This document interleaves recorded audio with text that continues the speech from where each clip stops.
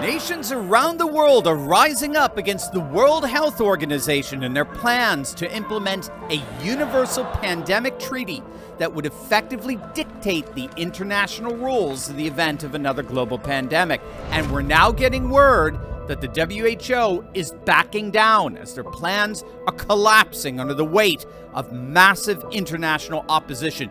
You made this happen, gang. I'm going to show you exactly how.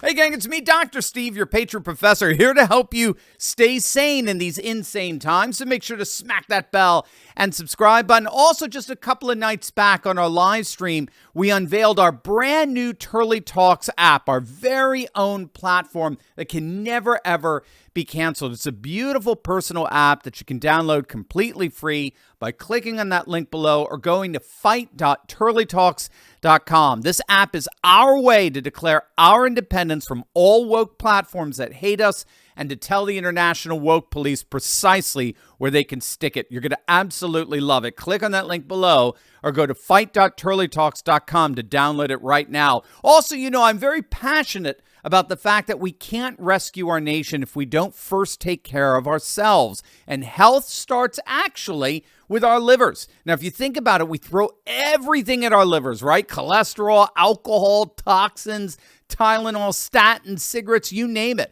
That's why so many of us have a sluggish, fatty liver that makes us gain weight and lose energy. But thanks to today's sponsor, there's a very real solution. Liver Health Formula is an all-natural supplement which contains 12 clinically proven botanicals that help recharge and protect your liver. It's manufactured right here in the United States and approved by independent American doctors. And if you click on that link below right now, you can try Liver Health Formula and receive a free bottle of blood sugar formula when you order today. So don't let a fatty liver keep you sluggish and inactive, gang. As many of you know, I mean, this is personal. I myself recently lost over 60 pounds, and I can say it was one of the best decisions I've ever made. So now, hey, it's your turn. Click on that link below or go to getliverhelp.com/Turley and claim your free bonus gift. That's getliverhelp.com/Turley. Many of you may be familiar with what's being called the Pandemic Agreement. It's the latest initiative coming out of the World Health Organization, the WHO, and it's being touted as an effort to draw up rules around who does what in the event of another worldwide pandemic. But as more and more information about the agreement comes to the surface, as you may have guessed, more and more populations around the world want nothing to do with it. The major concern here involves what's called Article 13A in the Pandemic Treaty. And here's what the article states, quote, states parties recognize the WHO as the guidance and coordinating authority of international public health response during public health emergency and international concern, and undertake to follow the WHO's recommendations in their international public health response. Now, obviously, the concern here is the surrendering of national sovereignty and how best to respond to a pandemic.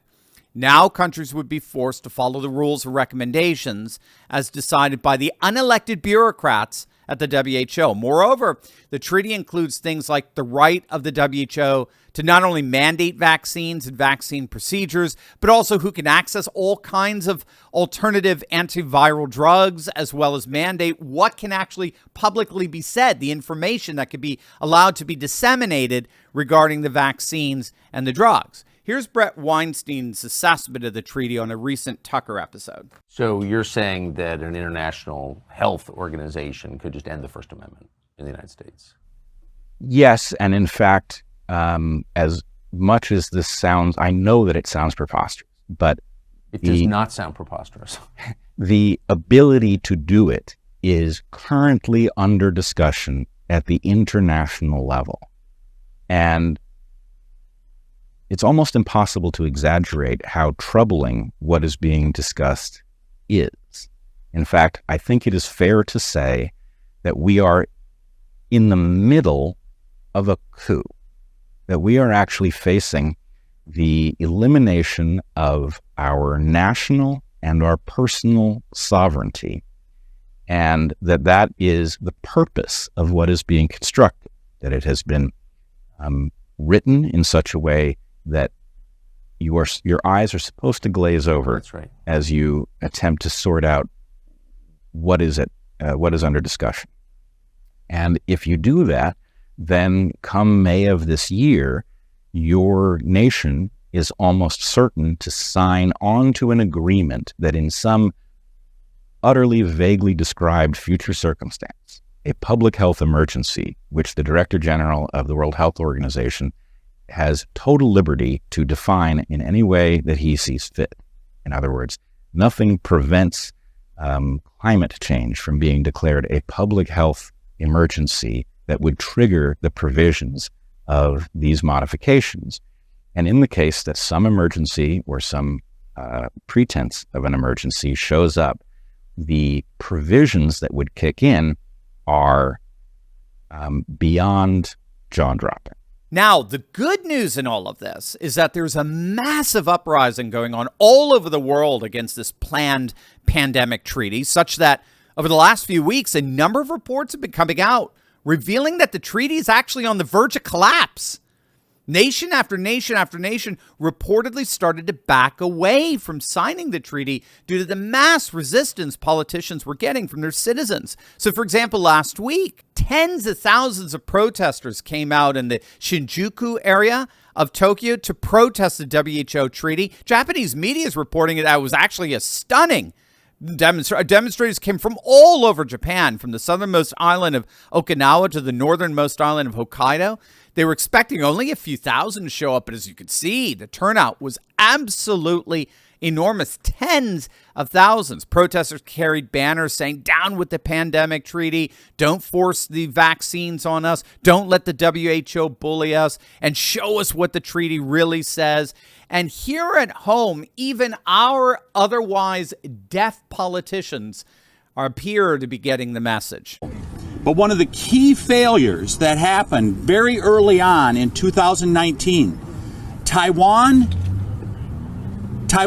raised the specter that COVID could be dangerous to the world. The World Health Organization ignored them. And they went so far as to continue to carry the water of communist China while not heeding those warnings. So we need accountability by our bureaucracy, our healthcare bureaucracy here in Washington, D.C., but we also need accountability to the American people with world organizations like the World Health Organization that the Biden administration wants us to get entangled with even deeper. I've introduced a bill, H.R. 1425, no WHO Pandemic Preparedness Treaty without Senate approval. I am so pleased to author that bill with my home state senator, Senator Johnson, who has been one of the leading advocates for accountability by our healthcare bureaucracy. Let's get this treaty, let's treat this agreement that the Biden administration wants to do as a treaty and have a vote before the United States Senate. And it gets even better. This worldwide opposition against the WHO's pandemic treaty is growing so massive that we're now getting reports that the WHO is actually backing down. The independent Swedish journalist Peter Emanuelsson is reporting that the latest draft of the treaty has removed some of their more draconian rules, such as making the treaty non-binding, which means that the countries now will keep their national sovereignty rather than hand it over to a bunch of unelected World Health Organization bureaucrats. Oh, and that controversial Article 13A that appears to mandate the loss of national sovereignty in dealing with a pandemic, it's gone.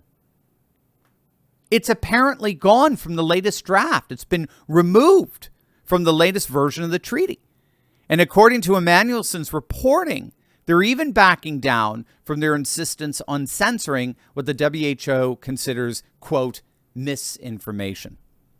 So amazingly, it does look like the WHO is actually getting the message. They really do appear to be backing down. Now, of course, we need to remain vigilant.